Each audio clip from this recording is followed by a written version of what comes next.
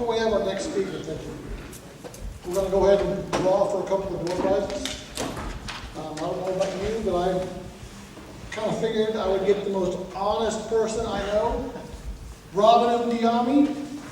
She is the City of Tulsa's efficiency expert. I can't think of a more trustworthy person to draw these draw prizes. I guess the first one we'll do is that maybe, I guess it's a chair. You want to grab that, Robin? Hi. Hi, Robin. Hi. Okay. I think it's either an 8. I think it's an 8 or a B. Yeah. Okay, we think it's either an 8 or B. 110227. There we go. Hi. Yeah, I guess it's a chair. Come on up. Donated from Northeastern State University.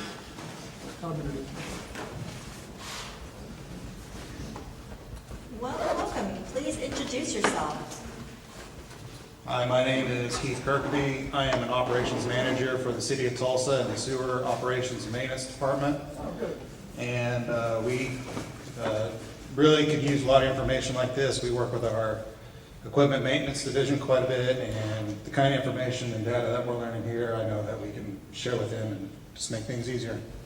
Great, thank you. Congratulations.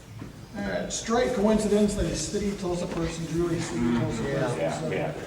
So. All right, the next door prize we're giving away is a pretty cool Bluetooth speaker. These have power banks. Charge this up, it'll charge your phone. Go ahead and draw one more. Okay. 8110198. 9-8. All right. Step on up there. You're not City of Tulsa, are you? No. Okay. But now we know it's not a conspiracy. Thank you, sir. You bet. That's all right. Tell us who you are and who you're with. Okay, my name is Wayne Riles. I'm the fairly new street commissioner in Tahlequah. Thank you. Enjoy. Well, thank you. All right, I'm going to turn it over to Robert Tubston. I think we got like maybe a 5-10 minute break. 10:10 next time next one starts. Yes. If everybody wants to take a little quick break, restrooms are right outside here in the hallway. We'll be back in here at 10:10 for the next speaker.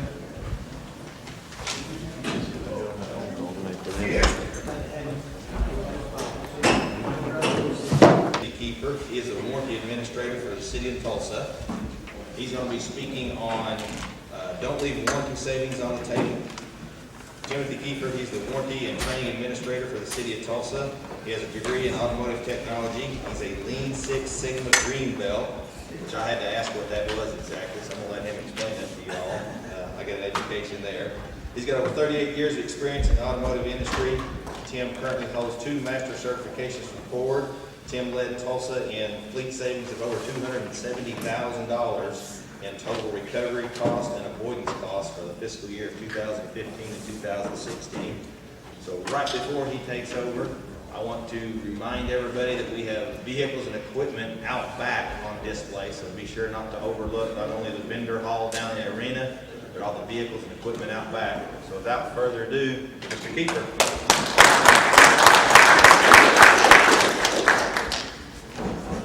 Thank you, Robert. Like I said, my topic today is going to be over warranty. Don't leave warranty savings on the table. I know what you're all thinking, so please just hold all your applause to the end. Just say it's not that glamorous. Bill talked about fleet management. Not being that sexy. Fleet management, it's kind of like flannel pajamas. Well, the warranty department is like the old red long johns, the flap in the back. It's just really not. Let's go and got the signal. Get a little bit closer there. A little bit more of my background. Like any other kid, I like tearing stuff up, or maybe taking stuff apart. I tore apart my first engine when I was like 8 years old. It was a lawnmower engine, and no, I did not get it back together after I was done with it. My dad taught me a few things, about mechanics, like every dad, teaches his son. in high school, I went to work at a parts store, learned more about machining, you know, turning brakes and rotors, boring out engines, and turning crankshafts and stuff. Went to college, got my degree, came back and went to work for a car dealership there in Tulsa. Went to work in the parts department, working my way up to parts manager, got certified as a General Motors certified parts manager. In our parts department, we sold about $1 million a month out of it. Our service department sold about $250,000 to $300,000 a month. My shop about $200,000. So we cranked out a lot of stuff out of there. Worked, or I was president of the Northeast Oklahoma Service and Parts Guild for a couple years, and worked my way up into fixed operations manager, where basically ran everything at the dealership except new and used car sales. About 3 years ago, I went to work for the city of Tulsa, and they want to start this program of warranty and recalls. And basically, it's a lot of data. It's keeping track of stuff. It started out, you know, watching our parts warranties, and you know, vendors, if we didn't work in store, you know, what the vendors would pay for us, you know, stuff we sent out that got warranty work done that increased the values of our vehicle and our salvage program that we use. So basically, I kept everything simple. You know, I know a little bit, you know, on the Excel and the spreadsheets and PowerPoint, but just simple spreadsheets. Well, we keep our data on. It's not really that hard and that complicated to do. One of the first programs that we started was our defective parts program, or parts warranties. If we put a part on a vehicle and it was bad within a warranty time period, we would want to track that. You know, what we do is pretty simple. We run a report. I run a report every morning to see what parts were sold on the previous day. You know, whether your system runs a transaction journal, issue parts journal. You know, we run that report and capture that data. We'd scan that information to see if the same part was sold before on the same unit. And if it was sold in the warranty time period.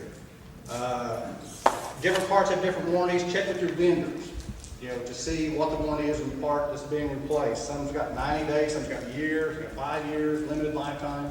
So you've got to know what part was sold and the warranty value that was in there. You know, this report needs to be done about every day. That way, if you do have a part that was defective, it doesn't get thrown in the dumpster, you know, or otherwise you might be doing a little dumpster diving, you know, to get it out. One of the things that was a problem that we had to watch was getting the same part with a different name of different manufacturer or vendor to do. So here's kind of an example of something you had to watch for. In January, you get a starter, you put it on a vehicle, and you buy it from Acme Auto Parts, part number ABC123, and you put it in your system as the starter number. Well, 6 months later, the starter went bad, and you got a different counter person or storekeeper who orders the part. He's got a buddy down at Hot Rod Auto Parts, so he orders the starter back from him and the different part number XYZ789, and he puts it in the system. Your system is loaded on the starter. So when you're looking through that report, you've got to look for everything. You know, definitely that starter needs to be replaced. It's only 6 months old, but did it get sent back? You know, did your counter person or your mechanic catch that starter had been replaced, you know, within 6 months period? You know, the mechanic might say this looks like a new starter. Well, that's a hint. You know, not much money, but it's still money. You know, and that's where we started looking. And that's where we started tracking. So you know, you've got to scan for all the different ways it could look. Whoop, too far. Sorry, hang on a second.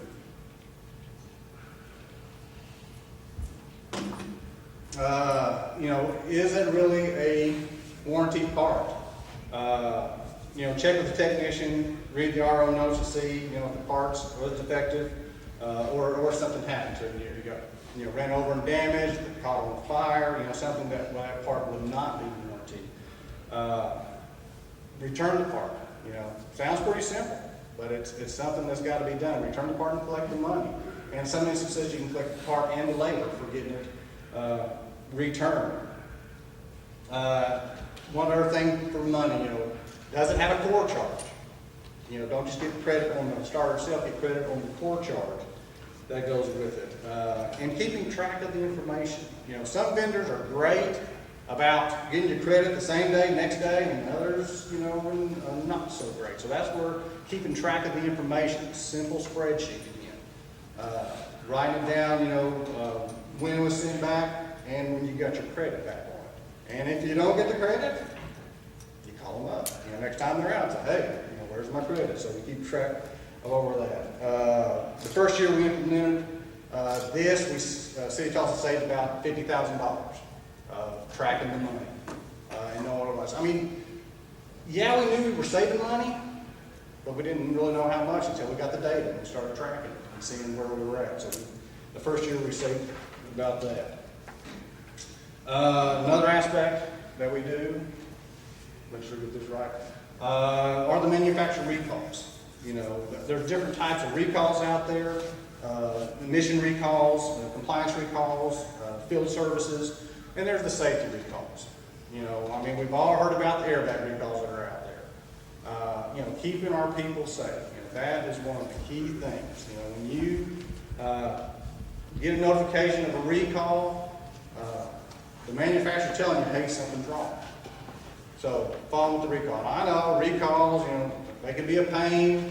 Everybody thinks, oh, it's just a recall. I'll get it done sometime. But following through with it is important. First thing, is you get that little card in the mail. You identify the unit and who's got the unit, police, fire, whoever's got it, and you contact that person who's in charge of that unit to let them know that there's a recall. Bring that car into your maintenance facility or take it to the dealership to get it done. And you make a spreadsheet, or we did, to follow the contacts, because you're going to tell Bill, Bill's going to tell Joe, Joe's going to tell Harry who drives the car, and did it get done or not? So here again, tracking the data is important. Sometimes it's simple as a reprogramming. Sometimes it's ordering a part to get it done. But keeping our people safe is important. And one thing, is if you've already done the repair and the recall comes out, you can get reimbursed for that money. Last week Ford came out with a recall on their fuel pump modules. We've already done some of those. We've already done some repairs on that. And so now that the recall's out, we'll be able to file and collect that money back for the money that we've already spent on that. Last fiscal year, City of Tulsa saved about $16,000 from going back and filing claims on work that we had already done. And so, good thing we could do it because we tracked the data. We didn't get to track everything because some of the data wasn't there. So, keeping good track is important. The next slide, like I said, it doesn't have to be elaborate. I'm not that good at it. It's just a simple spreadsheet of what we got. Keep track of the vehicles, our unit numbers, so everybody knows what unit it was.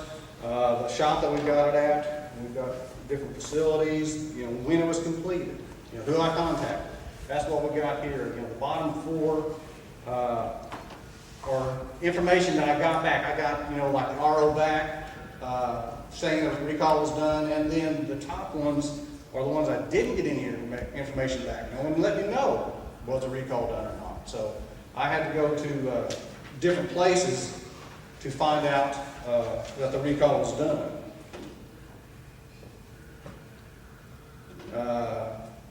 Manufactured websites. They are great tools. They're a very valuable tool to get into. The City of Tulsa, we are a minor Ford repair facility. So we work directly with Ford on that.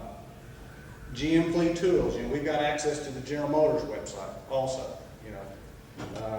Chrysler's, the Dealer Connection, International, Freightliner. We get into these websites and we can check and see, is it a recall, the warranties and things like that.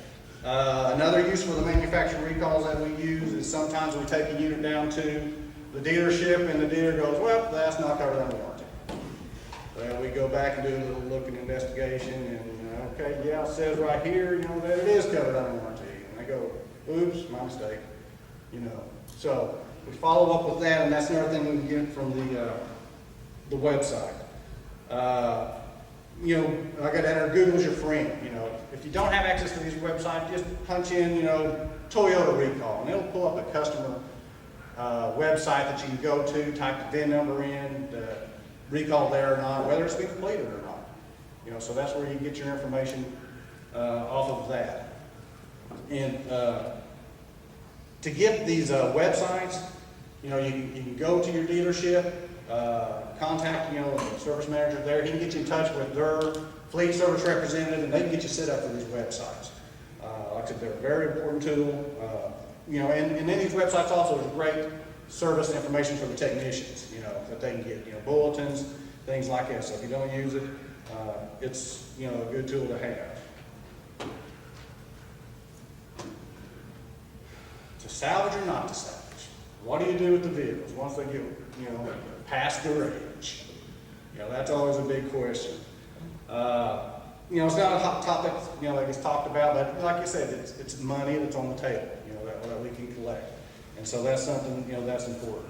I talked with the lady who runs our surplus auctions, and the average, you know, just took a random sample of the police vehicles, and the average price was $19.09 when they sold at auction, is what they got out of it. It ranged from $900 to, you know, $4,600 is what it was. So, you know, the $900 one probably was an old K9 unit, you know, still had a bunch of hair in it, you know, probably still smelled like a dog, you know, you all know what I'm talking about on those. You know, so you didn't get much out of those. But what value was still in that unit? You know, the one we sold for $900, was there still value in that unit? You know, one thing we do, you know, we take them and put them on the back lot, and these are some things that you can get. You know, if you still got units that are same, you know, make and model, you know, you can get these parts off of, you know, sheet metal. You know, if you got your body shop and stuff, you know, how much all the doors, the hoods, fenders, you know, quarter panels cost. Engines, you know, transmissions, you know, the drivetrain stuff. There's still things that can be used there and swapped out, and all the miscellaneous switches. You know, electrical stuff that you can still get out of the vehicle, the airbags. You know, I'm sure everybody's, you know, this year's had the vehicle, you know, in a wreck. All of us have, you know, and so you pull those out. They're expensive. The catalytic converters that plug out, you know. You know, the seats, you know, some of our officers wear out the seats pretty fast. You know, so when you're swapping those seats out, you know, comes in real handy. Trim pieces and the painted stuff. You know, usually all of our police cars are the same paint. You know, just unbolted, bolted on. You know, save on paint time, paint material, you know, and the labor. So that's another saving that you get out of using the salvage unit. You know, if you get a door off, you know, that's damaged and stuff. You know, instead of getting a new door, taking out the glass, you know, the weather strip, regulators, you know, all that stuff, you just unbolt, you know, 8 bolts, unplug it, put it on. So I mean, getting all the value out of those vehicles, you know, that's one of the important things that we do. You know, last fiscal year, you know, City of Tulsa saved about, you know, $90,000 not buying parts. You know, that's what we got, and that's not counting, you know, the labor and the paint and all that. You know, that's just not buying parts is what we got out of it, savings wise. You know, the less downtime. You know, order the part. You know, it gets there sometime the next day, unless it's on back order. You know, there, and otherwise, you know, whenever. But you know, you got the unit on the back lot. Go out and get it. Get your car fixed. Get it back out on the road. To go with that. One of the ways we track our parts, you know, we've got pieces of paper that we put in the unit. You know, it's just simple information. You know, what unit you put on, what parts you got. We also got a sheet on our key box, you know, where the guys can sign out and put down, you know, what they use and everything. Even after we use these vehicles, we still sell them. Scrap them out, you know, still take them to the auction, you know, so we still get some value out of them. So, you know, the salvage program has paid off for us. You know, we try to get all the value out of our units.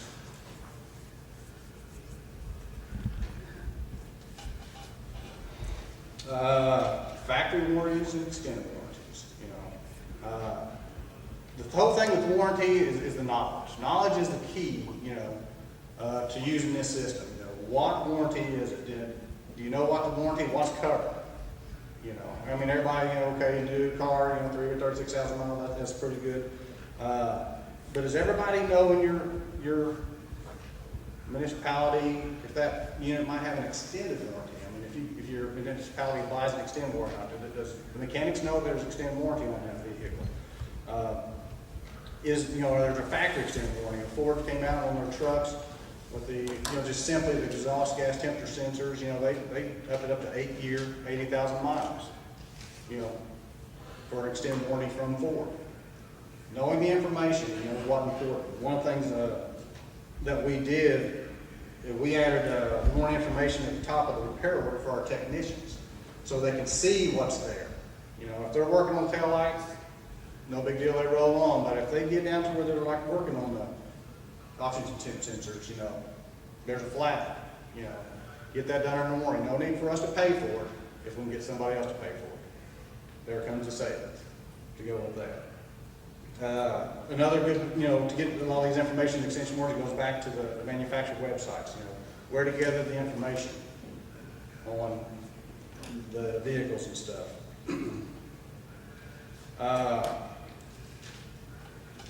You know, we are, like I said, City of Tulsa is a minor Ford repair facility. You know, we do submit all of our stuff directly to Ford. We are just like a Ford service department, except we can't crack open the powertrain. We can't get into the engine or the transmission and stuff. So that helps us out a lot when doing repairs and everything. If it's something simple, you know, our guys can do it before, you know, you can get somebody to run it down to the dealership.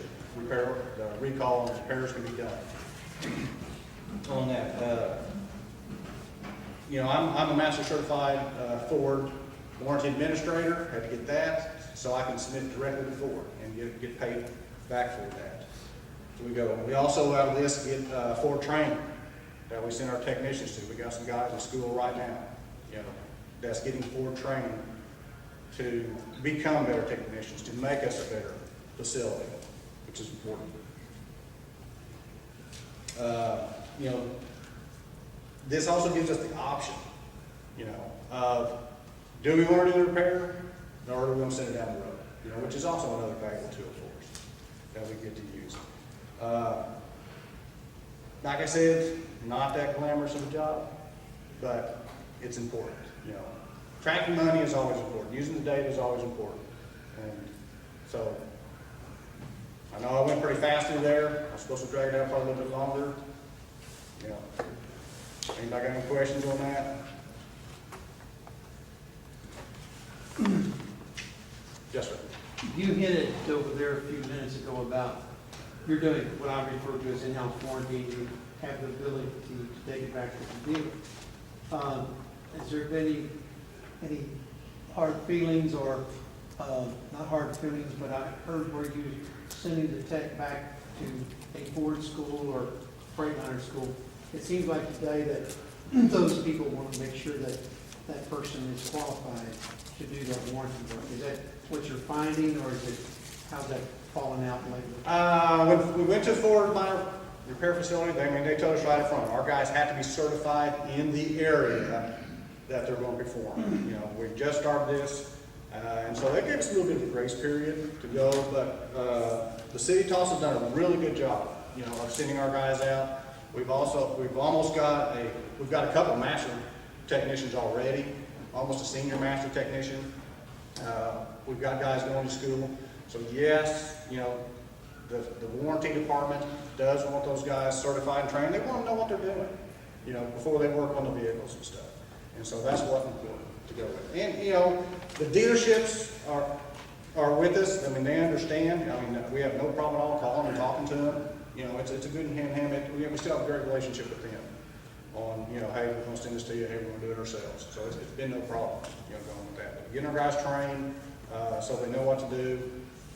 And, you know, when you do the warranties, you know, you go by Ford's, you know, like we do, we go by Ford's warranty hours. So you might not get reimbursed your full amount, you know, because their warranty hours, you know, aren't that great. But you still get something, you know, and you get the part paid for. And so but like I said, you got the option to do what to do. Sure good.